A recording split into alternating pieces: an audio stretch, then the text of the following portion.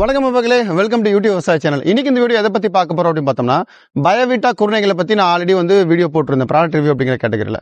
So பயோவிட்டா அப்படிங்கிற அந்த கடல்பாசி உரம் அப்படிங்கிற பார்த்தீங்கன்னா அஸ்கோஃபைலம் நோடுசம் அப்படிங்கக்கூடிய ஒரு பிளான்ட்ல இருந்து எடுத்து பண்ணக்கூடிய சத்து குருணை. பொதுவாக இது பார்த்தீங்கன்னா எல்லா வகையான பூக்கிற காய்க்கிற பயிர்களை ரொம்பவே யூஸ்ஃபுல்லாக இருக்குது. பர்டிகுலராக நெல் சாகுபடியில் பயோவிட்டா குருணைகள் ரொம்ப இம்பார்ட்டன்ட் ரோல் ப்ளே பண்ணுது.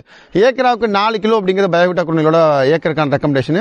நெல் கிட்டத்தட்ட 2 எடுத்த ஒரு 15 to 20 நாளில் நெல்லுக்கு உரம் போடும்போது உரத்துக்கூடையோ இல்லை நீங்கள் குப்பை கூடையோ தொழு உரத்து கூட ஏகத்துக்கு இறச்சி விடுறது மூலமாக நிறைய வித்தியாசங்களை உணர முடியுது. ஒரே ஈவனான தூர் பிடிக்கும், நல்லா டில்லர்ஸ் அதிகமாக ப்ரொடியூஸ் ஆகும், அதிகமான நெல்மணிகள், மகசூல் வரைக்கும் அது நின்று ஸ்லோ அண்ட் ஸ்டடியாக ஒர்க் பண்ணுது அப்படிங்கிறதுல எந்த மாட்டுக்கிறது கிடையாது. இதை பற்றி நான் நிறைய வீடியோ போட்டிருக்கேன். இருந்தாலும் விவசாயி அவரோட அனுபவத்தை ஷேர் பண்ணுறதுக்காக அவர்கிட்ட கேட்டு இன்னைக்கு திருவாரூர் மாவட்டம் வரைக்கும் வந்திருக்கோம். அவர் அனுபவத்தை ஷேர் பண்றாரு. அந்த அனுபவத்தின் அடிப்படையில் அவர் எந்த மாதிரி பயோவிட்டா யூஸ் பண்ணி பெனிஃபிட் ஆனா அப்படிங்கிறத அவர் வாயால சொல்ல கேட்போம். திருவாரூர் மாவட்டம் திருத்திரமுடி தாலுகா மேல வில்லேஜ்ல. ஓகேண்ணா, எத்தனை ஏக்கரா பயிர் வச்சிருக்கீங்க? 20 ஏக்கர் சார். 20 ஏக்கர் வச்சிருக்கீங்க.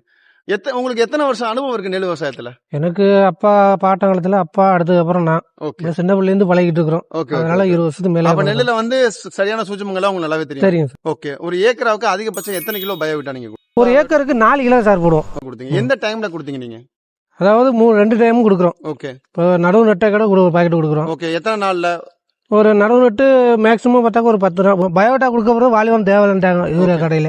அதே மாதிரி போன வருஷம் மகசூல் எடுத்தோம். இப்பயும் ஏக்கராவுக்கு எவ்வளவு வரைக்கும் பயோவிட்டா உபயோகப்படுறதுக்கு அப்புறம் மகசூல் கிடைக்குது?